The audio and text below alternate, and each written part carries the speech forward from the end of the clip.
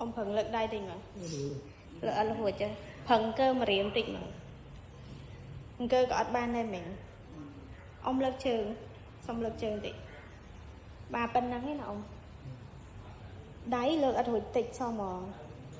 សម្រាប់ពុកម៉ែបងប្អូនដែលមានបញ្ហាឡើងឈាមស្ទះសរសៃឈាមខួរក្បាលស្ពឹកដៃស្ពឹកជើងឈឺចុករយសាច់ដុំកម្រាស់ដៃជើងមិនបានស្លាប់មួយចំហៀងខ្លួនគឺអាចមកព្យាបាលនៅកន្លែងលោកគ្រូពិសិដ្ឋស្ដីសរសៃបានដែលមានអាស័យដ្ឋានគឺនៅភ្នំពេញ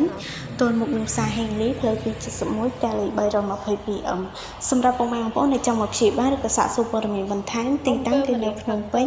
ទល់មុខនឹងផ្សារហេងលីផ្លូវទី71ផ្ទះលេខ 322M ចាសសូមអរគុណនិងសូមគោរពលា thằng ở cài mà tay chương lơ khủa ta bị đau ông bảo bao cho hiền à chương á